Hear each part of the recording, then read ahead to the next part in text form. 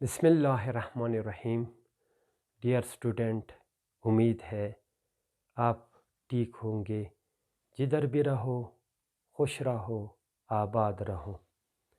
Numerical का जो हमने सिलसिला शुरू किया था, उस सिलसिले में आज हम कीपी बोर्ड के चैप्टर नंबर 2 यानी वेक्टर स्केलर के न्यूमेरिकल नंबर 4 को हम सॉल्व करेंगे, यानी क्वेश्चन नंबर 4 न्यूमेरिकल नंबर 4 को सॉल्व करने की कोशिश करेंगे। इससे पहले हम 3 न्यूमेरिकल्स हल कर चुके हैं। बात वही स्ट्रेट फॉरवर्ड है। न्यूमेरिकल को समझने के लिए आपके पास अगर थ्योरी का कंसेप्ट हो तो फिर न्यूमेरिकल हल करना आपके लिए मुश्किल नहीं होगा, और स्टेटमेंट समझना भी आपके लिए ज़रूरी है। सो बच्चों, लेट्स स्टार्ट द क्वेश्चन हमसे क्या डिमांड कर रहा है, क्या दिया गया है और क्या डिमांड कर रहा है। Find the magnitude and direction of a vector represented by the following pair of components. हमारे पास दो जुज़ दिए गए हैं, दो पार्ट्स है इस क्वेश्चन के। एक ए है, उसमें भी rectangular component, rectangular component A X and A Y are known as rectangular components. और एक और वेक्टर वो भी ए है, लेकिन सेक्शन 2 में या जुज़ बी में हमें दिया गया है, उसके रेक्टेंगुलर कंपोनेंट्स ये है। अब हम इस क्वेश्चन को हल करेंगे।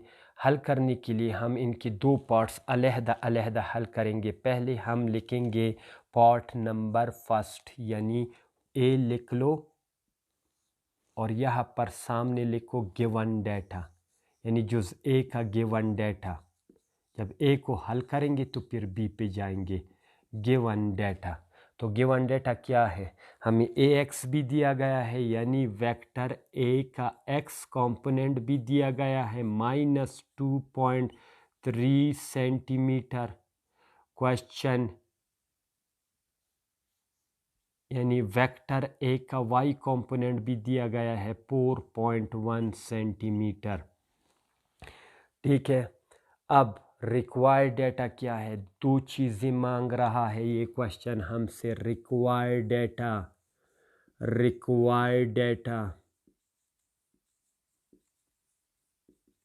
तो रिक्वायर्ड डेटा क्या है हमारे साथ।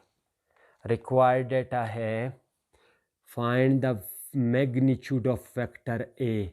तो ए इज़ अननोन। अगर वेक्टर ए का कहते तो हम लिखते ए एरो, लेकिन यहाँ पर हमें कहा गया है कि सिंपल ए पॉइंट करो, मैग्नीट्यूड ऑफ ए पॉइंट करो, और इसकी डायरेक्शन मींस थीटा पॉइंट करो कि ये पॉजिटिव एक्स एक्सिस के साथ कौन सी एंगल बना रहा है। तो अब हमने रिक्वायर्ड डेटा भी लिख लिया, आपको पता है। अब हम क्या स्टार्ट करेंगे, solution. as we know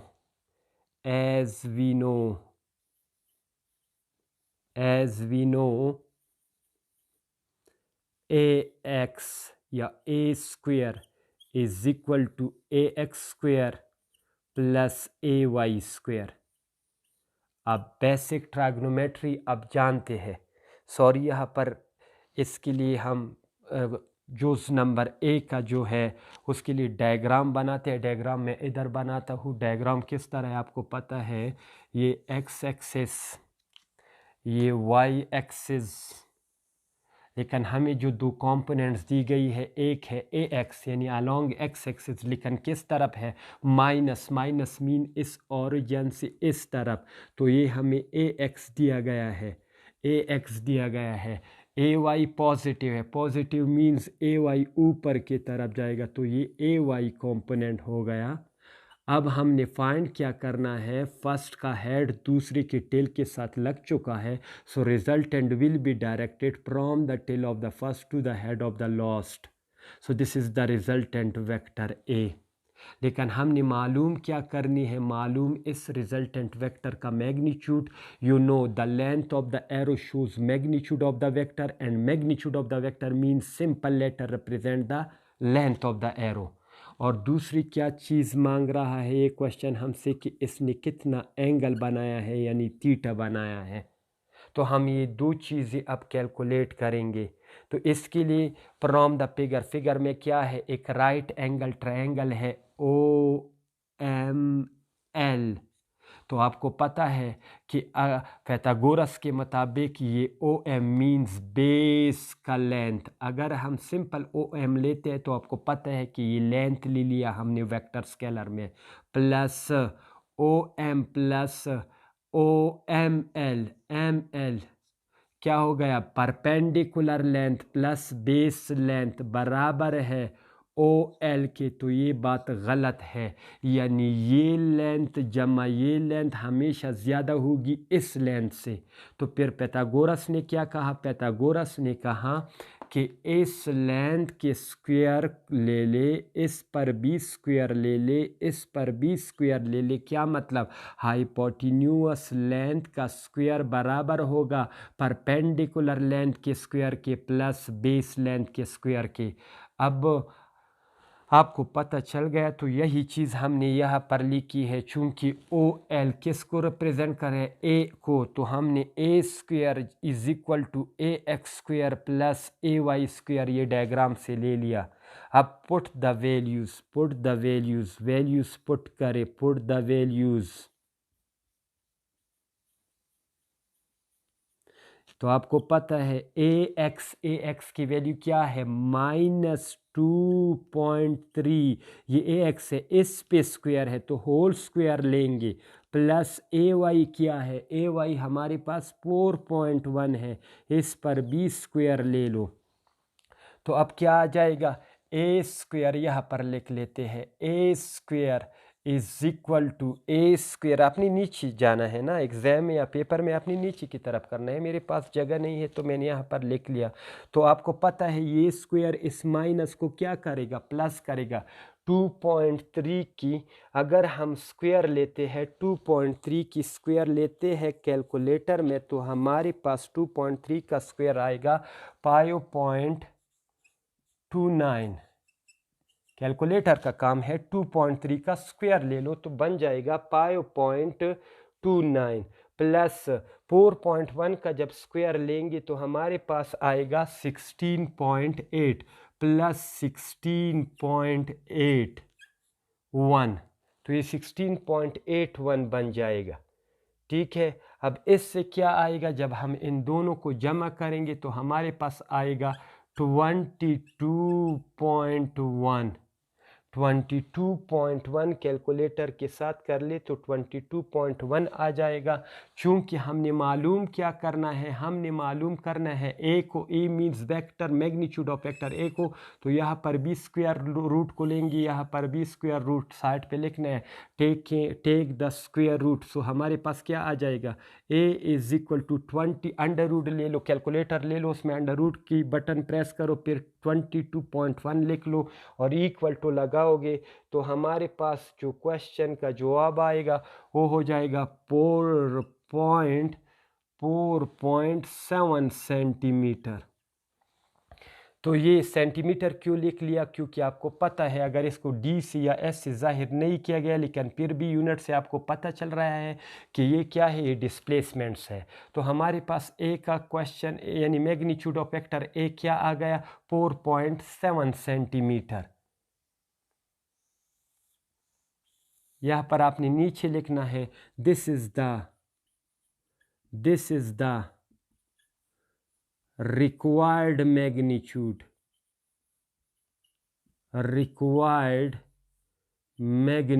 of a vector A, magnitude of vector A। तो ये तो सॉल्व हो गया, मैग्नीट्यूड आ गया। अब हम क्या करेंगे, आपको पता है इस डायग्राम में ये थीटा मालूम करना है, तो आपको पता है थीटा के लिए हम क्या लेते हैं, tangent theta is equal to perpendicular length means simple A Y तकसीम बेस लेंथ ए एक्स। तो हमने क्या किया, राइट एंगल ट्रायंगल में हमने परपेंडिकुलर लेंथ लेकर बेस के लेंथ पे तकसीम कर दिया, तो ये बराबर होता है टेंजेंट थीटा के। अब हमने मालूम क्या करना है, थीटा जब टेंजेंट उस तरफ जाएगा तो क्या आएगा, टेंजेंट इनवर्स ए वाई तकसीम ए एक्स।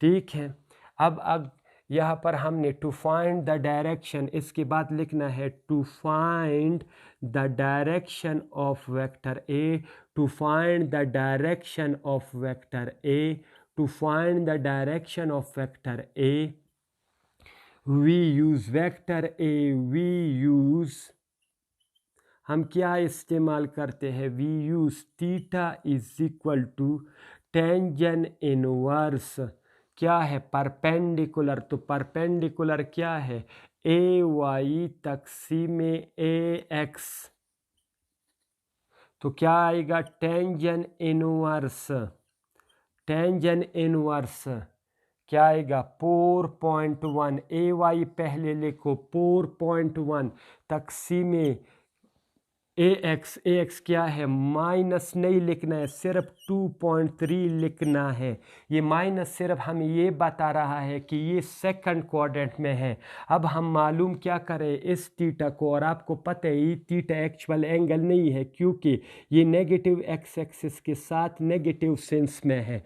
हमने क्या मालूम करना है, हमने ये एंगल मालूम करना है, इसको आपने अल्फा का नाम देना है। यहाँ तक, यहाँ से यहाँ तक ये एक्चुअल एंगल है क्योंकि एक्चुअल एंगल की डिफिनीशन हमने की थी, the angle made by the vector with a positive x axis in positive sense, in positive sense means in anti clockwise direction.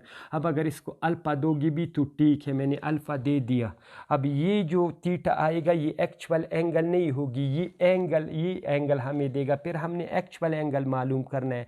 तो थीटा क्या आ जाएगा, टेंजन इनवर्स 4.1 तक़सीम 4.1 तक़सीम कैलकुलेटर के साथ कर लो तक़सीम 2.3, तो हमारे पास आ जाएगा 60.7 डिग्री, 60.7 डिग्री। यहाँ पर एक बात जहन नशीन कर ले, बाज़ लड़के ऐसा करते हैं कि टेंजन इनवर्स लेते हैं फिर 4.1 लगाते हैं कैलकुलेटर में, फिर तक़सीम लगाते हैं, फिर 2.3। ये गलत तरीका है। अगर कैलकुलेटर में एक ही जगह पर एक ही वक्त में इसको सॉल्व करना है तो फिर तरीका है कि टेंजन इनवर्स लगाओ, फिर पैरेंथेसिस लगाओ, फिर 4.1 तक़सीम 2.3 कर लो, तो फिर जो आप ठीक आएगा। अब अगर आप इस तरह करोगे कि टेंजन इनवर्स 4.1, तो ये तो टेंजन इनवर्स 4.1 का लेगा, फिर तक़सीम लगाओगे 2.3, तो फिर उस जवाब को 2.3 पे डिवाइड करेगा, तो जवाब ये नहीं आएगा, फिर गलत आएगा। तो मेरे ख्याल में आप समझ चुके हैं किस तरह मालूम करना है इस थीटा को। टेंजन इनवर्स पैरेंथेसिस स्टार्ट 4.1 तक़सीम 2.3, अगर इस तरह नहीं करना है तो फिर एक स्टेप और बढ़ाओ, यहाँ पर टेंजन इनवर्स लिखो, कैलकुलेटर में 4.1 तक़सीम 2.3 लगाओ, इसे जो आता है वो यहाँ पर लगाओ, फिर अगले स्टेप में टेंजन इनवर्स वो और वो वैल्यू, ठीक है। तो हमारे पास थीटा आ गया, लेकिन ये कौन सी एंगल है, this is not the actual angle, this is not the actual angle. अब एक्चुअल एंगल मालूम करने के लिए हमें मज़ीद काम करना है। किस तरह का काम करना है आगे देखो। अब आपने यहाँ पर लिखना है एज क्या लिखना है, as A X is negative, as ax is negative and ay is positive,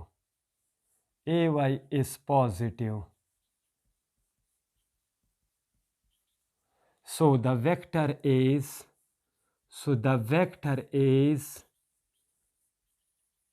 in second quadrant,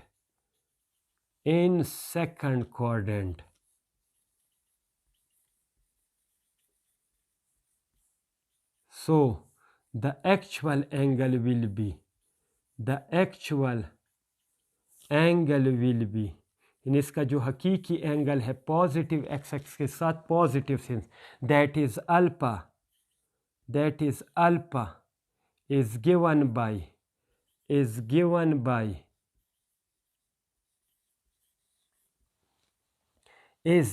by तो क्या हो जाएगा, as A X is negative and A Y is positive, A X negative है A Y positive, तो ये second quadrant में हो गया। So the actual angle that is alpha is given by, अब आपको पता है, अगर किसी को पता नहीं है तो देखो ये किस तरह होता है। आपको पता है यहाँ से यहाँ पर जो एंगल है हमारे पास वो अल्फा है, और जब हम ये मुकम्मल करेंगे तो ये सुर्ख क्या रिप्रेजेंट कर रहा है 180 डिग्री। अब बताओ 180 डिग्री किस चीज़ की बराबर है? तो अल्फा, अल्फा किधर से किधर है? ये यहाँ से यहाँ तक है, ये अल्फा है। तो 180 डिग्री बराबर हो गया अल्फा प्लस यहाँ से यहाँ तक एंगल का क्या नाम है? वो थीटा है। तो ये हो गया थीटा। तो हमारे लिए जो अल्फा रिक्वायर्ड है वो किसके बराबर हो गया? 180 डिग्री माइनस थीटा, ये थीटा तो हमने मालूम किया है। सो इज़ गिवन बाई क्या हो गया? Is given by alpha is equal to 180 degree minus theta. अब थीटा हमने मालूम किया है, इसको इक्वेशन नंबर 1 भी दे सकते हो। एज थीटा इज़ गिवन, या और वाले का यहाँ पर लिखो as theta is equal to 60.7 degree. So put the value in above equation. Alpha is equal to 180 degree minus 60.7 degree. तो 60 जब चला जाएगा तो क्या हो जाएगा? 120 डिग्री, 120 डिग्री से 7 डिग्री चला जाए तो क्या आ जाएगा? यानी माइनस हो जाए तो हमारे पास होगा 119.3 degree. So this is the actual angle, this is the required angle of this vector A, this vector A.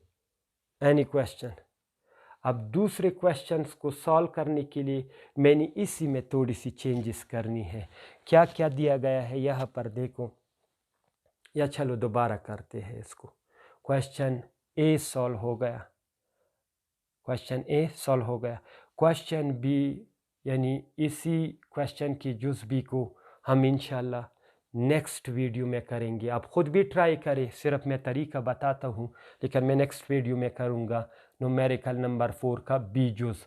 तो क्या है? ये पॉजिटिव है, एक्स पॉजिटिव है, एक्स पॉजिटिव मतलब ये है, और वाई क्या है? नेगेटिव, वाई नेगेटिव है नीचे की तरफ, तो ये फोर्थ क्वाड्रेंट में होगा। तो अब एक्चुअल एंगल मालूम करने के लिए फिर आपको तरीका आएगा, लेकिन इससे सॉल्व करो, दूसरी को भी ट्राई करो, इंशाल्लाह आपको जवाब मिल जाएगा। ठीक है?